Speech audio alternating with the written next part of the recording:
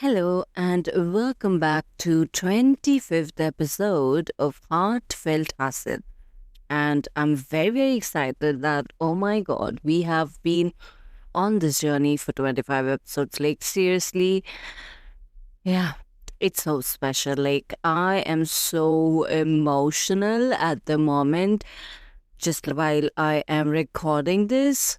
So, yeah, pretty special. But yeah, any which ways, now let me ask you, or let me start this episode with this question. Or, okay, let's reframe this. Let me know if this sounds familiar. Like, if you're creating content, showing up, giving value, and yet the sales aren't just coming in like the way you expected them to, and then you start wondering, am I missing something? Is the answer yes? Like, does that sound familiar? So then, like, today I want to tell you exactly what it is and how you can fix this in a way that can actually feel more aligned. Like, welcome back. Like I said, we are going to be diving in deep into this. And I am Sush, and in this episode, I am going to share with you one thing that can change everything for you in your business, because it is something that has changed everything for my clients in their business. So, if you've been pouring time, love, and energy into your content and still are not seeing the sales come through, this episode will help you understand why and what you can start doing today to turn that around. So let's dive in. Welcome to Heartfelt Hustle, the podcast that dives deep into the heart and hustle of entrepreneurship, where our dreams meet reality and where our passions fuel our success. I'm your host, Sushmita Jain, a launch strategist and operations director, founder of an outsourcing agency. Most of my clients call me their right-hand woman, and most importantly, a curious soul as well as a nerd. I am here to share my experiences. I am here to share my insights. I am here to share practical tips that will help you build a thriving and a sustainable business. Whether you're an aspiring entrepreneur, a seasoned business owner, or someone looking to infuse more heart into your hustle, I am here, and this podcast is for you.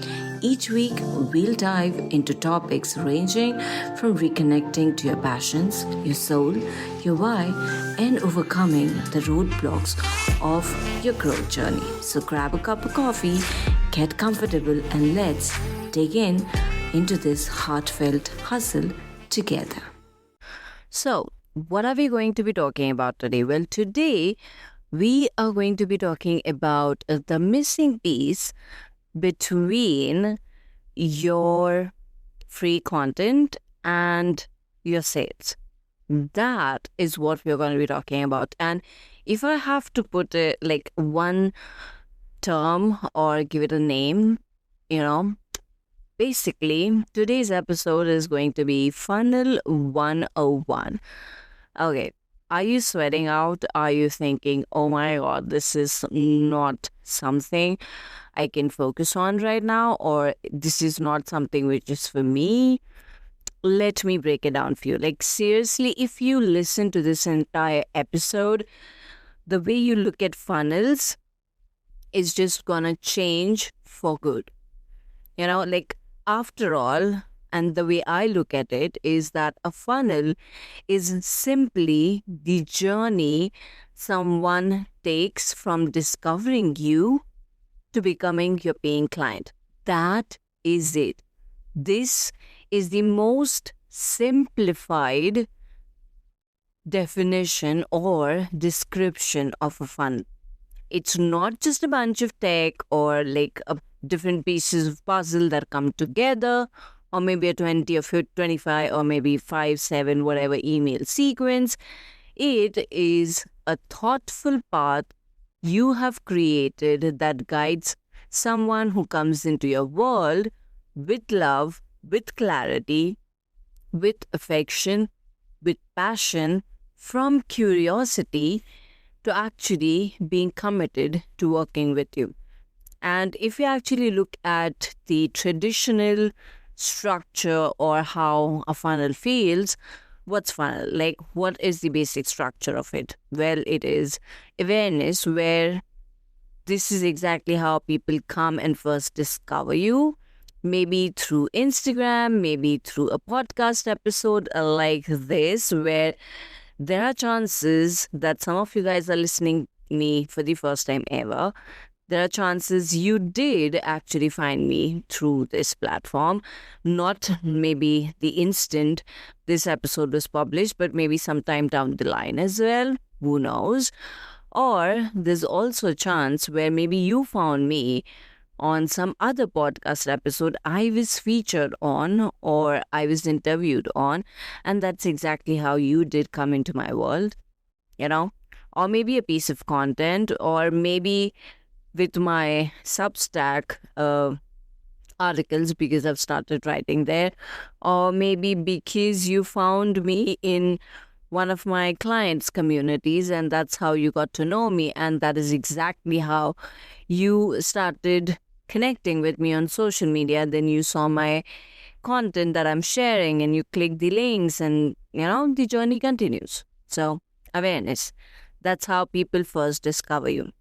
Then is interest. And so basically, people know or discover you, then they stick around. So maybe, they sign up for your freebie, they're checking out all of your content pieces, they're binging literally through your content, or they even start engaging. And there's gonna be a point of time when you might start realizing that not everyone who actually engages with your content is the only person who is, like checking out your content. It's actually some other people who might be binging through your content but not engaging with it. Like if you look at your Instagram content, for example, if you're creating reels, maybe you are getting somewhere around 40, 50 or 300, 400 or 2,000, 3,000 views, whatever is the number.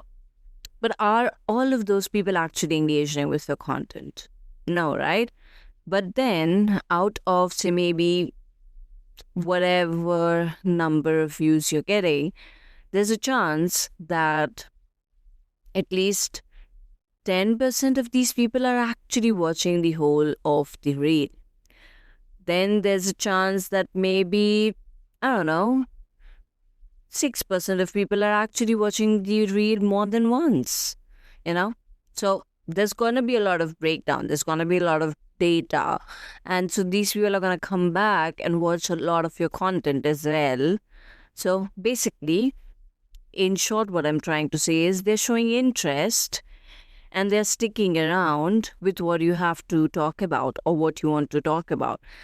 Then comes the decision where basically you nurture those people who are showing interest, and maybe you're doing that via sending emails, by sharing valuable insights, giving sneak peek of your offers, whatever it is, but you give them the information they need and you nurture them enough and you build the trust enough that they make the decision to start working with you. So basically, first we get them to make the decision, and then once they've made the decision, they actually take the action. They say yes, and they go from just checking out or getting to know you or understanding you to actually start working with you, or even messaging you because they've made the decision but they want to know something a bit more, and that's the reason why they message you, so that they can actually make the purchase happen, right? So this is how overall, basically, what even a funnel looks like. So if you're posting regularly, if you're showing up maybe on Instagram via stories, sharing valuable content, but you're not seeing sales, The missing piece is probably not your content. The missing piece is how you're building that journey. Because remember, when I started this episode, I said a funnel is simply the journey you're taking someone on. So it's the journey that you need to work on, because that's how they will kind of, understand and actually make the decision, and, so on and so forth. So your funnel is basically a quiet system that holds your brilliance when you are not live. And it is the difference between being visible and being profitable. What do I mean by that? Well, let's make this episode a bit more juicier, shall we? Because the way we think about funnels has evolved a lot over the years. There was this phase, where it was more like a classic linear funnel, where it literally had a lot many rigid steps. Like, for example, download a freebie, then, you're going to get the automated emails, then there's the sales page, and then people signed up, and yeah. In a certain way, it still works, and that is the classic linear funnel that we're talking about. But we also have launch funnels, where, it is more of either there are these 5-day challenges or webinars or intense promo weeks, or, which are super effective as well. But then they do require a ton of energy, and yeah, you can't run them all the year round, can you? Right? Then there are evergreen funnels, which kind of give us a breathing room. They are available all over the time. Like, I have some of the podcast episodes here actually have freebies attached to them, which do bring in few people into my email list. And I am working on, bringing a lot of traffic to this podcast, which should bring in a lot more warm people coming into my email list and stuff like that. Right? So these are my evergreen funnels. But you know what? There's also one more thing, which is what? There's also a way where, for example, the podcast episodes here, if they do not have a specific freebie, I am still kinda inviting in people to actually join my email list. So if you're listening to this podcast right now on a certain podcast streaming platform, whether it's Apple Podcasts, Spotify, whether it is YouTube, because I know all of these have a lot of views for me. I've been checking the analytics, me being a nerd, right? But yeah, you get my point. So if you're someone who's listening to this on podcast-specific platforms, let me tell you something. So this podcast episode, or each of my podcast episode, is further repurposed, and there's a lot of depth added, or examples, or a lot of information is added to it, and is converted into a blog post on my website as well. So that way, I'm sharing this on Pinterest, and then if and when people come across those posts on Pinterest, they do get redirected to basically listen to the other podcast episodes as well, of course. But they also get a small CTA on a call to action on the blog page, which does invite them to be on my email list if they would love to get updates every single time an episode is out. Right? So now, again, that's my evergreen funnel. One of my evergreen funnel. Okay? But so you must be aware of these, classic linear funnels, launch funnels, evergreen funnels. But we are in a phase now where what is most effective is the experience-based funnels. Now, the difference between launch funnels and experience-based funnels is kind of like, in India, we say 19-20 ka farak. So I'm not sure how many people are going to get that. But basically what it means is that there's a thin line between the two, where a launch funnel, those were just following rigid launch ideas, where they're just basically trying to set up a system based on someone else's framework is what a launch funnel is nowadays, whereas experience-based funnels are where things are alive. There's a kind of experience built around. People are feeling the vibe, the energy. There's a lot of conversation, there's a lot of buzz, there's connection, there are relationships being built over time across platforms. And it is not just about emails, it's more about how those relationships, how that experience overall is, and how the nurturing is done so that the sales just naturally come in. And I think I just love these or these kind of funnels the most because, well, I love helping my clients set them up and even plan them up. And I do the same for me. So there's this, magnetism about them, or they're just so magnetic to be very true. So, yeah. So, like today's most aligned funnels are built on trust, timing, and touch points. And all of these three T's, which is trust, timing, touch points, T's, are like literally ticked off with big check marks, is with the experience-based funnels, where we are. I feel that's exactly where we are now, right?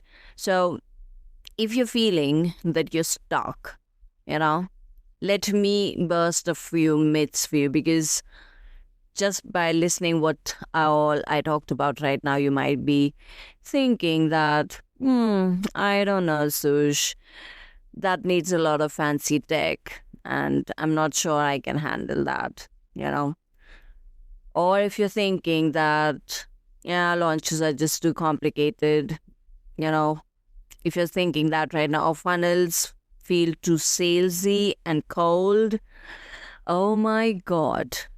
Like, seriously, you need to do a lot of work. Not because of the tech.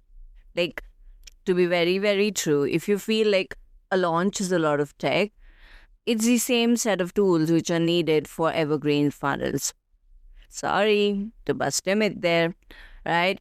Or if you feel like you don't want to have a funnel which is too complicated, even something as simple as, like I said, I have a podcast, and if you want to be on my email list, by the way, I did mention if you feel that funnels are too salesy, I did actually send out an email yesterday to my email list about what actually selling is about versus what we feel what selling is about, right? And I do talk about a lot of these things. Like, my email newsletter is called as the Scaling Gazette. Like, I love it, until there was a point of time when I hated sending emails. I loved mapping strategies for my clients, and they were so damn successful. Like, I've had clients who literally have converted 60 to 70% of their waiting list based on the campaigns I have designed for them, and even help them finalize the emails and stuff like that. So it's not that I wasn't good at it. It's just that I needed to feel and experience few mindset shifts, look at things in a certain different way to actually myself fall in love with it, to make sure I'm consistent with it. Like, now, if I look at it from me struggling to actually nurture my own email list to now me sending at least 3 emails per week, and I just love writing all of them. And it's not that, oh my God, what am I supposed to write? But it's rather more like, oh my God, I'm just loving this. Like, when you start looking at things from a different perspective, you start falling in love with doing things. Then you won't feel that, oh my God, I'm not consistent. What am I supposed to talk about? Ideas are going to come to you. You're just going to carry your entire business on your shoulders without the pressure, but rather while having fun. If you make some certain tweaks, or if you look at things in a different way, like, for example, If right now you feel funnels are not for you, well, it's basically, it's just a system which is going to help you in something even as simple as you setting up one welcome email sequence for you to actually welcome people into your email list, and then you making sure every single week you have a touch point and you are actually genuinely having a conversation with your email list is also going to do the thing for you. You don't need something as crazy as mine. You don't have to send 3 emails per week if you're not in the capacity at the moment. I did not start there. I started with 1 email per week, and then I did find my own flow. I did find my own style. What is the kind of newsletter I want to write? And now it has been evolving since then. So, yeah, I did not build all of this in one day.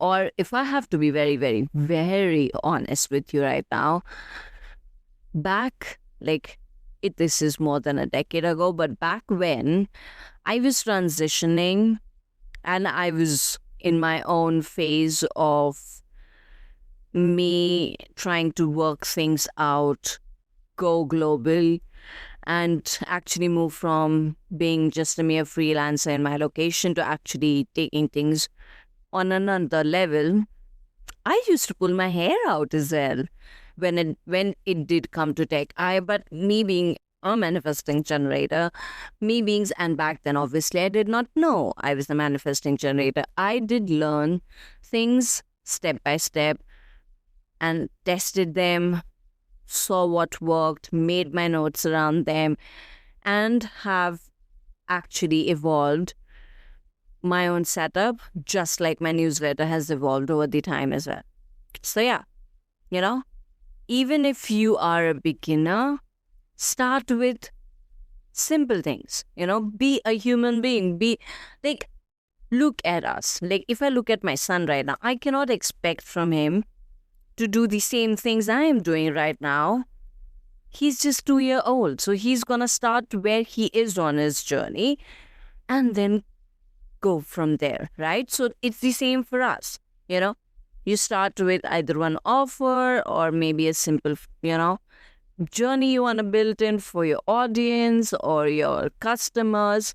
That's up to you. But ask yourself, if someone finds me today, how do I help them go from them being just curious to them actually confidently saying, yes, this is the person, this is the one, and that's the exact person I want to work with to actually get the support I need. That is it. Once you find the answer for this question, you can start working on your funnel. As simple as that, right? So if you're wondering what you are supposed to do next, let me simplify that for you. Here are a few questions I want to ask. I want you to ask yourself. Where are people currently finding you? And mind you, this does not mean where do you want people to find you. Be brutally honest with yourself. Where are people currently finding you?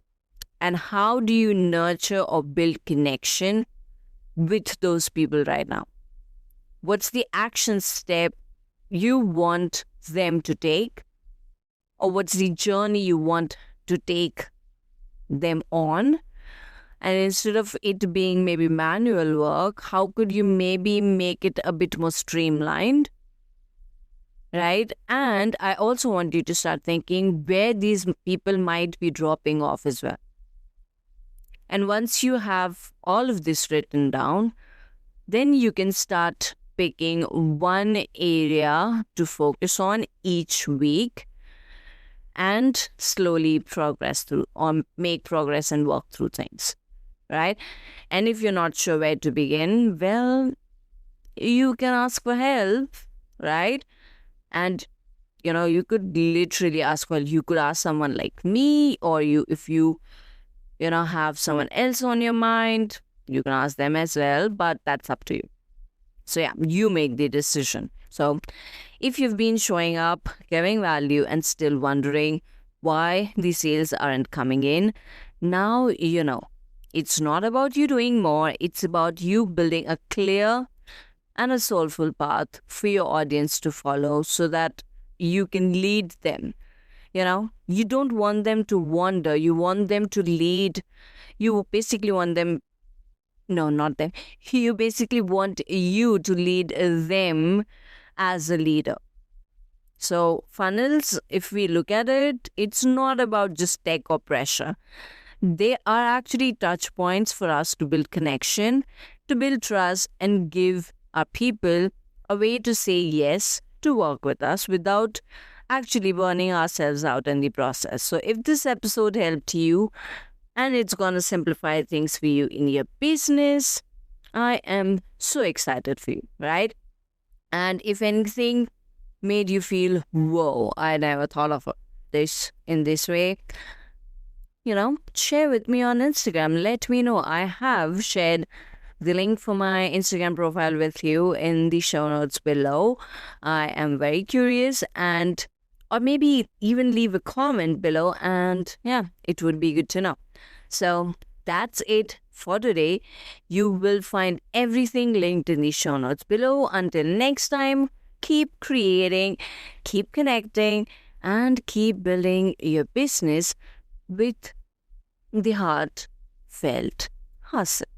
Bye for now.